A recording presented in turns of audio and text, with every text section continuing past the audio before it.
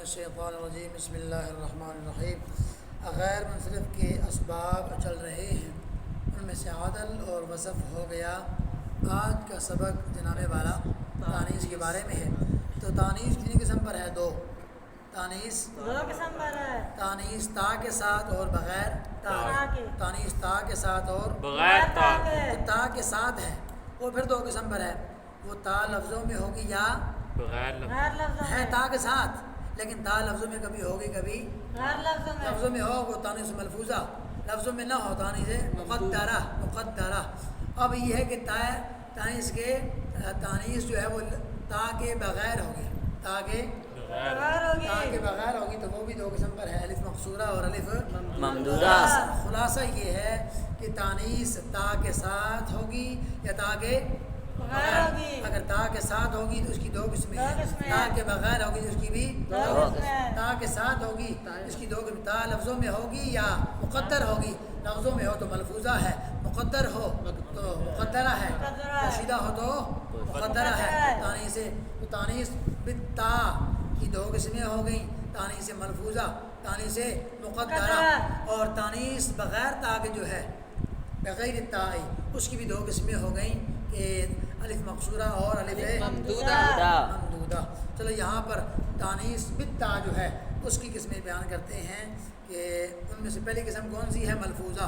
ملفوظہ کو پہلے بیان کرتے ہیں کہ شرطہ کا معنی بتلایا تھا۔ اس کا معنی کیا ہے؟ یعنی تانیث لفظی کے، یعنی تانیث ملفوظہ کے غیر منصرف کا سبب ہونے کی شرط۔ شرطہ کا مطلب سمجھ آیا؟ تانیث بالتا یعنی تانیث ملفوظہ کے غیر منصرف کا سبب ہونے کے لیے شرط۔ سنو پھر سنو، ایک بار غلطی ہو نکل جائے۔ تانیث ملفوظہ کے غیر منصرف کا سبب ہونے کی شرط، تانیث ملفوظہ کے غیر منصرف کا سبب ہونے کے لیے شرط، ٹھیک ہے؟ وہ کیا ہے شرط؟ ان یکون علما، یہ کہ وہ کیا ہوگی؟ علم۔ تو تانیث ملفوظہ ہو تو وہ غیر منصرف کا سبب کب بنے گی؟ جب وہ علم ہو، نام ہو۔ طلحہ کو دیکھ لو، یہ تائے ملفوظہ ہے کہ نہیں؟ تائے ملفوظہ ہے تو یہ علم بھی ہے، طلحہ نام بھی ہے، لہذا اس کو غیر منصرف پڑھنا کیا ہوگا؟ واجب ہوگا۔ بات سمجھ میں آ رہی ہے؟ وَكَذَلِكَ الْمَعْنَوِيُّ، اور معنوی بھی یعنی تانیث مقدرہ جو ہے وہ بھی اسی طرح ہے، وہ بھی اسی طرح ہے۔ کیا مطلب ہے؟ یعنی جس طرح تانیث لفظی ہے وہ اس کے ساتھ علم آ جائے اس کو غیر منصرف پڑھنا واجب ہے، اسی طرح اگر جو تانیث معنوی ہے اس کے ساتھ بھی علم آ جائے اس کو بھی غیر منصرف پڑھیں گے، لیکن فرق ہے۔ فرق کیا ہے؟ تانیث ملفوظہ کے ساتھ علم آ جائے، وہ علم کے ساتھ آ جائے تو جناب والا اس کو غیر منصرف پڑھنا واجب ہے، لیکن تانیث معنوی یہ آ جائے علم کے ساتھ آ جائے تو غیر منصرف پڑھنا واجب ہے نہیں، بلکہ جائز ہے۔ بلکہ کیا ہے؟ جائز ہے۔ ہاں، واجب کب ہوگا؟ علم بھی ہو ساتھ یہ تین شرطیں جو ہیں، ان تین شرطوں میں سے کوئی ایک پائی جائے، ایک پائی جائے تو پھر واجب ہوگا۔ اب تھوڑی وضاحت دیکھو، معنوی جو ہے اگر علم بھی ہو اس کے بعد ثلاثی ہو، اگر کیا ہو؟ ثلاثی ہو تو جناب والا اس کو منصرف پڑھنا جائز ہے۔ صرف ہو کا مطلب کیا؟ اس کو منصرف پڑھنا جائز ہے۔ وترک ہو، اور منصرف پڑھنے کو ترک کرنا بھی جائز ہے۔ جب منصرف پڑھنے کو ترک کیا تو پیچھے کیا رہ گیا؟ یا منصرف ہوگا یا غیر منصرف۔ جب منصرف کو ترک کر دیا تو کیا ہوا؟ غیر منصرف۔ سمجھ میں آ گئی؟ تو منصرف پڑھنا بھی جائز ہے، منصرف پڑھنے کو ترک کرنا یعنی غیر منصرف پڑھنا بھی جائز ہے۔ بات سمجھ رہے ہیں؟ یہ ہے ہدایت الناف، مشکل اسباق ہیں، غور سے سنو۔ آپ ادھر دیکھیے، وہ کافی ایک دیکھ رہا ہے۔ تو اگر ثلاثی ہو، تانیث معنوی اگر ثلاثی ہو اس کو منصرف بھی جائز ہے، غیر منصرف پڑھنا بھی جائز ہے۔ دوسری چیز، اگر جناب والا ساکن الاوسط ہو، یعنی درمیانہ کلمہ اس کا کیا ہو؟ ساکن ہو، درمیانہ کلمہ اس کا ساکن ہو، حرف اس کا جو ہے وہ ساکن ہے، پھر بھی اس کو منصرف بھی پڑھ سکتے ہیں، غیر منصرف بھی پڑھ سکتے ہیں۔ اور اگلی بات، غیر اجمی ہو، ایک ہوتا ہے اجمی نہ ہو، غیر اجمی ہو تو وہ کیا ہے؟ عربی ہے۔ سمجھ میں آ گئی؟ تو غیر اجمی ہو یعنی عربی ہو، پھر بھی اس کو جناب والا منصرف بھی پڑھ سکتے ہیں، غیر منصرف بھی پڑھ سکتے ہیں۔ یجوز صرفہ، منصرف پڑھنا بھی جائز ہے، وترکہ، منصرف کو ترک کرنا بھی جائز ہے، یعنی غیر منصرف پڑھنا بھی جائز ہے۔ اب پہلی جو چیز ہے لأجل الخفت، لأجل خفتی اس کا تعلق کس کے ساتھ ہے؟ صرف ہو کے ساتھ، صرف ہو کے ساتھ فٹ کرو، پہلے فٹ کرو، یعنی اس کو منصرف پڑھنا جائز ہے۔ وجہ کیا ہے؟ لام تعلیلیہ لگا کر بتلایا کہ لأجل الخفتی، خفت کے پائے جانے کی وجہ سے، خفت کے پائے جانے کی وجہ سے۔ کیوں؟ جو غیر منصرف ہوتا ہے اس میں دو سبب پائے جاتے ہیں، جب دو سبب پائے جاتے ہیں تو خفت نہیں ہوتی، بلکہ اس میں ثقل ہوتا ہے، اس میں ثقل ہوتا اب یہاں پر چونکہ ثقل نہیں بلکہ خفت ہے، اس واسطے فرمایا یجوز صرفہ لأجل الخفتی، اس کو منصرف پڑھنا جائز ہے۔ وجہ یہ ہے کہ اس میں خفت پائی جا رہی ہے، ثقل نہیں پایا جا رہا۔ سمجھ میں آ رہی ہے؟ اگلی بات کہا کہ ترک ہو، منصرف کو ترک کرنا یعنی غیر منصرف پڑھنا بھی جائز ہے۔ اس کی وجہ کیا ہے؟ آگے دلیل دی ووجود السببین، ووجود السببین، وجود السببین، اس کا عطف ہے کس پر؟ اجل پر، لأجل الخفہ، لأجل الخفہ، اجل پر اس کا عطف ہے، تو اجل معطوف علیہ ہے، تو معطوف علیہ اور معطوف کا عامل ایک ہوتا ہے، پیچھے لام حرف جر ہے کہ نہیں؟ چلو لذا وہ مجرور تو یہ بھی مجرور۔ اب یہ یہاں پر وجود السببین یہ وجہ بتلا رہے ہیں ترکہ کی، یعنی اس کو منصرف کو ترک کرنا بھی یعنی غیر منصرف پڑھنا بھی جائز ہے۔ اس کی وجہ کیا ہے؟ غیر منصرف میں کیا ہوتا ہے؟ یا دو سبب ہوتے ہیں یا ایک سبب دو کے قائم مقام ہوتا ہے۔ یہاں پر کیا ہے؟ وجود السببین، دو سببوں کے پائے جانے کی وجہ سے ہم نے کہا اس کو منصرف کو چھوڑنا بھی جائز ہے، یعنی غیر منصرف پڑھنا بھی جائز۔ بات سمجھ رہے ہیں؟ جی۔ اس کی مثال دیکھو، ہند، کیا ہند، یہ جناب والا تانی سے مانوی ہے، تانی سے تانی سے مانوی ہے، اور پہلی بات یہ کہ ہم نے کہا علم بھی ہو اس میں، تب یہ غیر منصرف کا سبب بنے گا۔ علم ہے کہ نہیں؟ نام ہے کہ نہیں عورت کا؟ ہندی بھی کہتے ہیں، ہندا بھی کہہ دیتے ہیں۔ چلو جی، دوسری بات کہ ہم نے کہا اب یہ ہند یا ہندا یہ تانی سے مانوی ہے نا، تانی سے مانوی ہے، دوسری بات علم بھی ہے، لیکن اس کو اب ہند کو غیر منصرف پڑھنا جائز ہے، غیر منصرف پڑھنا جائز ہے، جائز ہے، صحیح ہے نا؟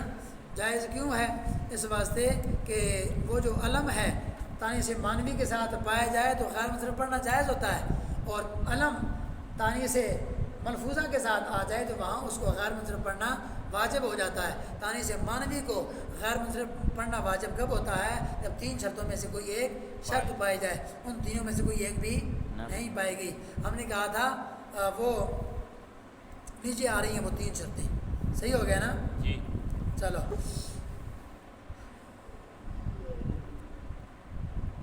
تو وہ تین شرطیں جو ہیں اوپر والی وہ پائی جائیں تو اس کو منصرف غیر منصرف دونوں طرح پڑھنا جائز ہے، لیکن اس کے علاوہ اس کی خلاف شرطیں پائی جائیں تو پھر اس کو غیر منصرف پڑھنا واجب ہو جاتا ہے۔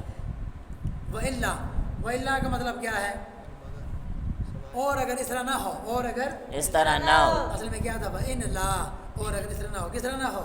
یعنی ثلاثی نہ ہو، ثلاثی اوپر ہے نا کہ ثلاثی ہو یا ساکن الاوسط ہو، یعنی ساکن الاوسط کا مطلب کیا ہے؟ درمیان کلمہ ساکن ہو، غیر عجمی ہو، یعنی اس طرح نہ ہو۔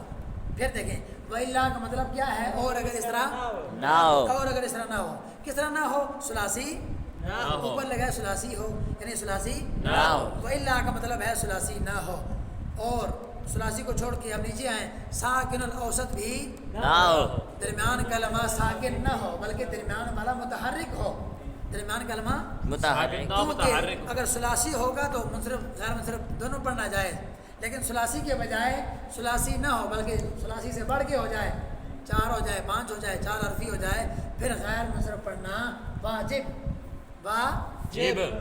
ہو جائے گا۔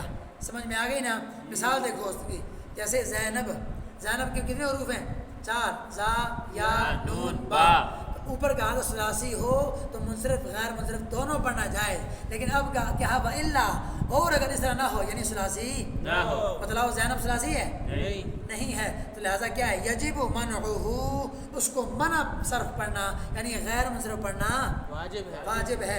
زینب ثلاثی نہیں ہے، لہٰذا اس کو غیر منصرف پڑھنا واجب ہے، اس کو غیر منصرف پڑھنا واجب ہے۔ آگے دوسری چیز ہم نے اوپر کہا تھا ساکن اوسط ہو تو منصرف غیر منصرف دونوں پڑھنا جائز، لیکن اب کہتے ہیں کہ فَإِلَّا اور اگر اس طرح نہ ہو یعنی ساکن الاوسط نہ ہو، بلکہ متحرک الاوسط ہو، متحرک اوسط ہو۔ اوپر کہا درمیان والا ساکن ہو تو جائز ہے دونوں طرح، منصرف غیر منصرف دونوں جائز، لیکن اب کیا ہے کہ اس طرح نہ ہو یعنی درمیان والا ساکن نہ ہو، بلکہ درمیان والا متحرک ہو تو پھر دونوں طرح جائز نہیں، پھر کیا ہے غیر منصرف پڑھنا یجب ہو، غیر منصرف پڑھنا منصرف پڑھنا واجب ہے، منصرف یعنی غیر منصرف، صحیح ہو گیا۔ اس کی مثال کیا ہے؟ سقر، اب یہ سقر یہ ثلاثی ہے کہ نہیں؟ سقر سین قاف را ثلاثی ہے نا، تین حرفی ہے لیکن ساکن الاوسط بلکہ متحرک اوسط ہے، بلکہ کیا ہے متحرک اوسط ہے، لہذا اس کو غیر منصرف پڑھنا واجب ہے۔ واجب ہے۔ اب تیسری بات اوپر کہا تھا غیر اجمی ہو یعنی عربی ہو تو اس کو منصرف بھی پڑھنا جائز، غیر منصرف پڑھنا بھی جائز۔ احمد تو بولتا ہی نہیں، لیکن آگے کہا وَإِلَّا اور اگر اس طرح نہ ہو یعنی عربی کیونکہ اہل عرب کی اپنی زبان ہوگی، اپنی زبان کا لفظ ہوگا، اپنی زبان پر آسان ہے کہ نہیں؟ آسان ہے، لیکن اہل عرب کی زبان پر اجمیوں کا لفظ مشکل ہوگا کہ نہیں؟ ثقیل ہوگا کہ نہیں؟ اس واسطے کہا جب عربی نہیں ہوگا بلکہ کیا ہوگا اجمی ہوگا تو اس صورت میں بھی اس میں ثقل پایا جائے گا تو پھر اس کو یجب منعہ اس کو منع صرف پڑھنا غیر منصرف پڑھنا واجب ہوگا۔ مثال دیکھو جیسے ماہ اور جور، ماہ اور جور، سفر پچھلا والا یہ دوزخ کا ایک مقام ہے، ماہ اور جور کے علاقوں کے نام ہے۔ اب بتلاؤ یہ ماہ اور جور ثلاثی ہیں کہ نہیں؟ ثلاثی ہیں، لیکن ہم نے کہا تھا کہ جناب والا اگر اجمی ہو جائے تو پھر اس کو غیر منصرف پڑھنا واجب ہے۔ لہٰذا یہ اجمی ہیں، یہ تانیث مانوی بھی ہیں اور جناب والا علم بھی ہیں، علاقوں کے علم ہیں، نام ہیں۔ آگے بات جو تانیث مانوی ہے اس کو غیر منصرف پڑھنا واجب ہے، اس کی شرط بھی پائی جا رہی ہے۔ وہ شرط کیا ہے کہ اس کے خلاف ہو جائے، اوپر والی تین ہے نا، ان میں سے کسی ایک کے بھی خلاف ہو جائے تو سمجھو کیا ہے غیر تانیث مانوی کو غیر منصرف پڑھنے واجب پڑھنے کے جناب والا مقام ایک پایا گیا ہے۔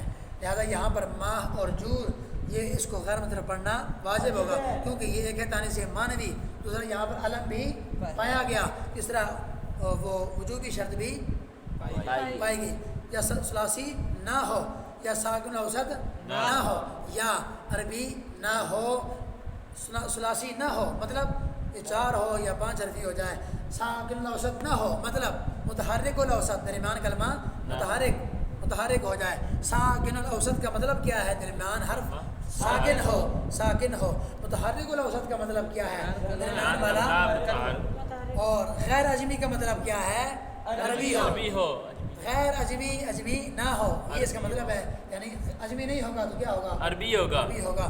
یہ ہے جواز کی شرطیں، صحیح ہے، لیکن اس کے خلاف اگر آپ جائیں گے تو پھر وہ جناب والا پڑھنا غیر منصرف پڑھنا واجب ہو جائے گا۔ بات سمجھ رہے ہیں؟ یہاں تک دو قسمیں بیان کی، کس کی؟ وہ التانیث بالتا کی، تانیث تا کے ساتھ جو آتی ہے، تائے ملفوظہ بھی آ گئی، تائے مقدرہ بھی آ گئی، تائے ملفوظہ طلحہ ہو گئی، تائے مقدرہ ہند، یہ اس کی مثال ہو گئی۔ اب آتے ہیں تانیث بغیر تا کے، تانیث بغیر تا کے، اس کی طرف آتے ہیں، وہ کیا الف مقصورہ اور الف ممدودہ، ان کے بارے میں کہتے ہیں کہ ممتنع صرفہما، ان دونوں کو جناب والا منصرف پڑھنا ممتنع ہے، ان دونوں کو منصرف پڑھنا ممتنع ہے، ان کو غیر منصرف ہی پڑھیں گے، منصرف نہیں پڑھیں گے، البتہ یقینی طور پر، یقینی طور پر۔ سمجھ رہے ہیں بات؟ کیوں بھائی؟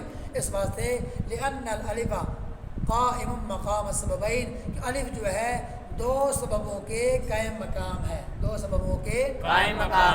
غیر منصرف کے اسباب میں سے تنہا ایک دو کے قائم مقام ہو جائے، یہ کتنے اسباب ہیں؟ تین، ایک ہے جمع اقصا جسے جمع منتہا الجموع بھی کہتے ہیں، ایک الف مقصورہ اور الف ممدودہ، تو یہ تنہا دو کے قائم مقام ہے۔ ان دونوں کی بات سنو کہ یہ تنہا دو کے قائم مقام ہیں، وہ دو ہیں کون سے جن کے یہ قائم مقام ہے؟ ایک ہے تانیث، ایک ہے لزوم تانیث، لزوم ہو کا مطلب لزوم تانیث، تو ایک ہے تانیث، بتلاؤ یہ تانیث ہے کہ نہیں؟ جی تانیث۔ دوسرا تانیث کا ان کلمے کو لازم ہونا، ان کلموں کو لازم ہونا یہ بھی ایک سبب کے قائم مقام ہے، ایک سبب کے قائم مقام کیوں بھائی؟ اس واسطے کہ یہ جو دونوں ہیں، یہ دونوں الف یہ کلمے کو کیا ہے؟ وضع کے اعتبار سے لازم ہے، یہ دونوں کلمے کو وضع کے اعتبار سے جب ان کو وضع کیا تو یہ دونوں بھی وضع میں ہی، یعنی ان کلمے کو جب بنایا تو بنانے ساتھ ہی کلمے کے ساتھ تھے، کلمے کو لازم تھے، کلمے سے جدا نہیں ہو سکتے۔ گویا کہ یہ دونوں جو ہیں اپنے مدخول سے جدا ہو نہیں سکتے۔ جب کلمے کو اس حد تک لازم ہے تو یہ لازم ہونا بھی گویا کہ سبب کے قائم مقام ہو گیا، یہ لازم ہونا بھی سبب کے قائم مقام، کیونکہ وضع کے اعتبار سے کلمے کو لازم ہے، مدخول سے جدا ہو نہیں سکتے، اس واسطے یہ وضع کے اعتبار سے کلمے کو لازم، مدخول سے جدا ہو نہیں سکتے۔ اس طرح اس میں دو سبب پائے گئے، ایک ہے تانیث، ایک ہے لزوم تانیث۔ اور جو تانیث ہے کلمے کو اس طرح لازم ہے گویا کہ جناب والا وضع کے اعتبار سے کلمے کو لازم ہے، مدخول سے جدا ہو نہیں سکتی۔ اس میں دو سبب پائے گئے، ایک تانیث، ایک لزوم تانیث۔ جب دو سبب پائے گئے اس کو کیا پڑھیں گے؟ منصرف غیر منصرف؟ غیر منصرف۔ پڑھیں گے۔ بات سمجھ رہے ہیں؟ جی